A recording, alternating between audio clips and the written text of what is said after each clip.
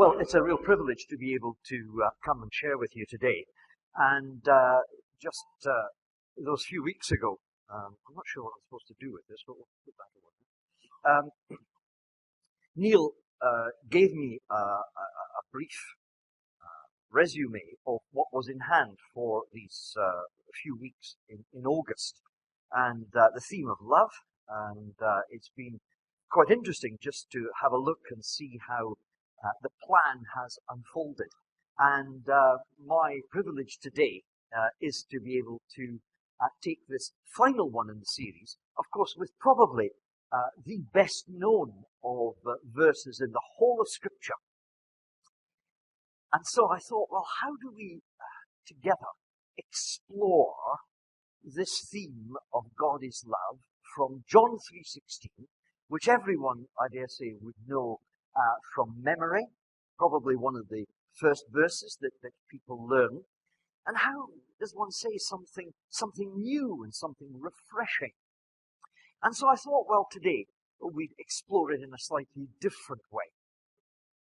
What I want to do is to think about John the man who was there with Jesus, who spent time with Jesus, who heard Jesus speak, who saw Jesus in action, who was there when Jesus was frustrated by his disciples and by the situation that faced him as he traveled around.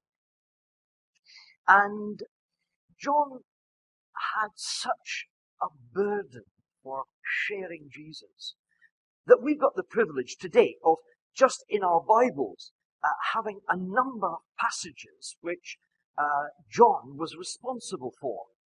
You've obviously got the Gospel. And if you read the Gospel, what's interesting, that after chapter 3 comes chapter 4, not unnaturally. And chapter 4 features a Samaritan.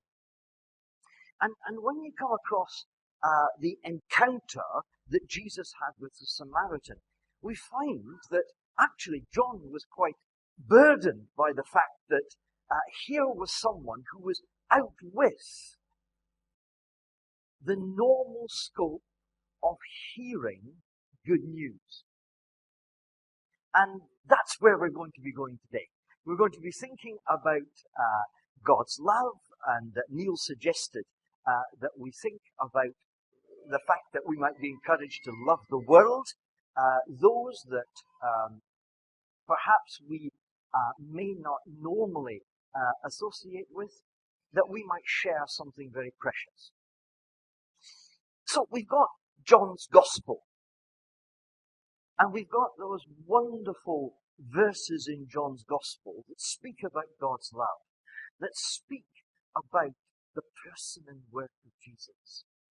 And then, of course, you've got 3 letters that John wrote. And, of course, you have the revelation of John. So what I want you to do is just keep in your mind these 3 main areas that John was responsible for, that we can read from day to day. And think about this man, young, enthusiastic, reflective, because that's what his gospel's like. It's incredibly reflective, quite different from the action that we see in Matthew and Mark and Luke. And then think about his life down through those decades. He was, history tells us, the one who became the bishop at Ephesus. So, he's young, he's there with Jesus, he hears all that Jesus says, he sees God's love in action in the person of Jesus, he's there at the cross, he witnesses the resurrection, and burning in his heart is this message: I must share this love with those that I come in contact with. And I must encourage people in the congregations that I'm responsible for, he says, that they might not let that love grow cold. And so as the years go on, and as time goes on, we find that from his normal, regular setting, he finds himself in a situation which is, well, really miles from his own comfort zone. And thinking of that comfort zone, we find that God shares with him an extraordinary picture of that which is yet to be. Now, one of the things we need to do is to think about some of those people who were kind of important and commentators, not in Scripture, but people who commentated on John historically. People like Irenaeus and others who looked at history and they charted the progress of John's movements. And they found that those emperors like Domitian and Trajan were kind of key to John's movements in the world. We find him on Patmos. We find him when the emperor dies, and we find Irenaeus saying just this, that he returned to Ephesus. Now you can imagine this old man returning to Ephesus. He's had, in the revelation that John gave him in chapters 2 and 3, a picture of the church at Ephesus, which says tragically, those people at Ephesus, you've lost your first love. Now, it's recognized, I know there's some dispute about it, but it's recognized that perhaps the letters 1, 2, and 3 of John came after John returned from Patmos. And you can imagine this old man, ancient by this, burning in his heart this remembrance of Jesus, the comings and goings of Jesus, the chapter 3:16 of his gospel, for God so loved the world that he sent his only begotten Son. I was there. I saw him. I talked with him. I just listened to his every word. I saw that here was true love that can never be equaled. And he's given this view of the church at Ephesus, and he returns to Ephesus. Can you imagine? What would you say if you had this picture of this church that you'd spent time in, and the condemnation was just this: you've lost your first love? What would you do? What would you say? You would pen a letter highlighting the nature of God's love. But pausing for a moment, what was the state of the world in which John lived? Well, I came across something I think you might find interesting. It was a man who in America was considered to be foul-mouthed and controversial in his every communication on television and in print. His name was George Carlin. And one day, after many years of married life, his wife died. And that was the turning point for him. And this is what he said about life. In many ways, it's almost like, if we can put it back in the days of John, these were the things that John was thinking of. These are the things that we're thinking about concerning the state of our world. The paradox of our time, he said in history, is that we have taller buildings but shorter timbers, wider freeways but narrower viewpoints. We spend more but have less. We buy more but enjoy less. We have bigger houses and smaller families, more conveniences but less time. We have degrees but less sense, more knowledge but less judgment, more experts, yet more problems, more medicine but less wellness.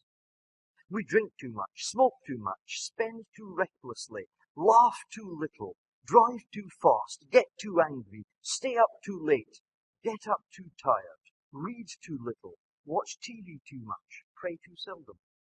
We have multiplied our possessions but reduced our values. We talk too much, love too seldom, hate too often. We've learned how to make a living but not a life. We've added years to life, not life to years. We've been all the way to the moon and back, but have trouble crossing the street to meet a new neighbour. We have conquered outer space, but not inner space. We've done larger things, but not better things. We've cleaned up the air, but polluted the soul. We've conquered the atom, but not our prejudice. We write more, but learn less. We plan more, but accomplish less. We learn to rush, but not to wait. We build more computers to hold more information, to produce more copies than ever, but we communicate less and less. These are the times of fast foods and slow digestion, big men, small character, steep profits, shallow relationships. These are the days of 2 incomes but more divorce, fancier houses but broken homes, days of quick trips, disposable nappies, throwaway morality, one-night stands, overweight bodies, pills that do everything to cheer, to quieten, to kill. It's a time when there's much in the showroom window but nothing in the stockroom. A time when technology can bring this letter to you as it came via computer. And a time you can choose either to share this insight or just hate it. Remember, spend time with your loved ones, because they're not going to be around forever. Remember, say a word to someone who looks up to you in awe, because that little person soon will grow up and leave your side. Remember to give a warm hug to the one next to you, because that's the only treasure you can give with your heart, and it doesn't cost anything. Remember to say, I love you to your partner and your loved ones, but most of all mean it. A kiss and an embrace will mend hurt when it comes from deep inside you. Remember to hold hands and cherish the moment, for someday that person will not be there again. Give time to love. Give time to speak. Give time to share the precious thoughts in your mind. Life's not measured by the number of breaths we take, but by the moments that take our breath away. So, George Carlin. Now, we've just heard of people who've announced their engagement. And that's a wonderful time. A time where love is just so close. You know, a time where, you'd probably be saying, I love you, I love you, I love you, and you'll be doing everything in order to please that person. Just to care for their every need. And yet as time goes on, and you find a wife might say to her husband, you never tell me you love me anymore. And the reply is, but you know that I do. Sometimes we just don't declare it. And here is this world that God's placed us in. This world that's very many ways, just as George Carlin described. This world that, well, we can't believe some of the things that have happened in the world. And we say this world needs to know love, that love of Jesus. For God so loved the world. And for us, the responsibility we have is just to bring Him into people's orbits. I want us today to extend our faith horizons like John did when he took the time to tell us about the Samaritans. If you read in Acts, by the way, Peter and John spent time with the Samaritans, and the gospel was shared from one community to another, to a community that had little heritage in terms of that understanding of God's love expressed in the love of Jesus. And I think to myself, well, the challenge for all of us today is to be aware of the world. Yes, we are aware of all that's going on. we find we're heartbroken from day to day. I've over the years, over the whatever it is, 35 years in ministry, I've had 2 sabbaticals. And both my sabbaticals, well, one took me to El Salvador and Guatemala, which was quite an experience. And I met those who had suffered very much during the civil wars, which had just finished before I arrived there, and to meet Christian communities that were hurting. It was quite extraordinary. I chose the subject of suffering to discover more about, and I certainly did as I spent time with them and returned home. But then I went to Israel and spent a few months there, and spent time in Palestinian Christian communities, which was amazing. So some of the things that I see on television, it breaks my heart. I can't believe that people could do what they're doing to each other. And my heart cries out, Lord, surely there must be something that we can do to share your love in this world that's hurting so much. But we don't have to go to El Salvador. We don't have to go to Guatemala. We don't have to go to Israel. We don't have to talk to Palestinian communities. In our own communities, our mission field is where we are. John discovered that, where we are. And his impassioned plea to us is that which we would take to our hearts today. Lord, give me not a message, but you've done that. Give me a heart and a passion that I might share you where I am, so that these hurting communities can discover something, catch a glimpse of who you are and of the fact that you died on a cross so cruelly for us that our sins might be taken away.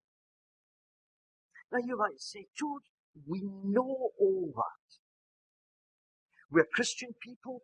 We know that the love of Jesus reigns in our hearts. We know that He is the hope for our world. We see what's on television. And to be honest, life is too busy these days. There's too many things to attend to. Today, what we need to do is perhaps take the words that John, when he returned to Ephesus with a broken heart, he had that community in his heart which he had heard had what? Lost their first love. There's the challenge. Rise up. It's our time. Whatever our time, more important than this. That we might come with that most familiar of verses. And I want us just to have it before us today, that we might grasp hold of it in a fresh way. For God so loved the world. Share it with me. For God so loved the world that He gave His one and only Son, that whoever believes in Him shall not perish, but have everlasting life. And go to the next one. For God did not send His Son into the world to condemn the world, but to save the world through Him. That's our task today. This is the last in a series. There's been 5 in the series. Now, I have something for everyone. I've got these pegs that I want you to have. Pegs are quite useful. They hold things. They grip things. And I want this to be something that you can take home with you, just so that you can hold these 5 themes that Neil has encouraged us to think about. And what were those 5 themes? 5 themes on the theme of God's love. Love God. Love your enemy. Love one another. Love your neighbor. Love the world. And I want you to just hold those together. It's something simple. It's just a piece of wood with a bit of metal in it. And it's of no value. But I trust it'll be of spiritual value to you as you try to keep these things in tension in your life. So that your love of God is personal and real and vital and now. So that when you think of those who cross your path and get under your skin and get up your nose, you'll come back to this verse, John 3:16, and you'll say, I have to love. So what am I doing to take those steps to love those who are my enemies? And to love one another. For those who are hurting, for those who are going through tough times. You know, you think you know everything about the person sitting next to you. You only know a fraction. You know perhaps the Sunday persona. How about the Monday and the Tuesday and the Wednesday and the Thursday persona? How about those things that are hurting deep within? And I trust this little page will encourage you to think about those that are sitting next to you, that are part of your church family, that you'll learn how it is to love one another. And your neighbour. Just to take those steps with your neighbour to show and to demonstrate your love.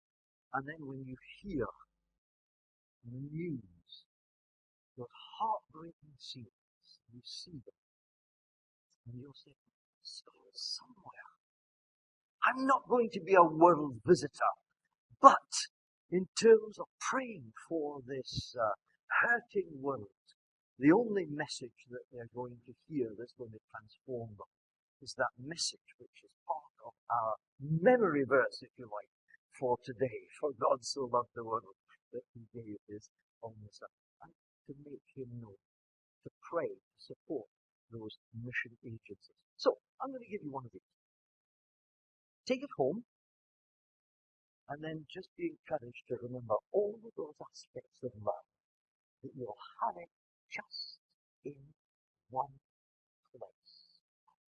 And so that God will say to you, as of today, listen, whoever you are, if it's Mike, if it's Roy, if it's Liz, if it's Ted, if it's Jen, if it's Pete, this is your time.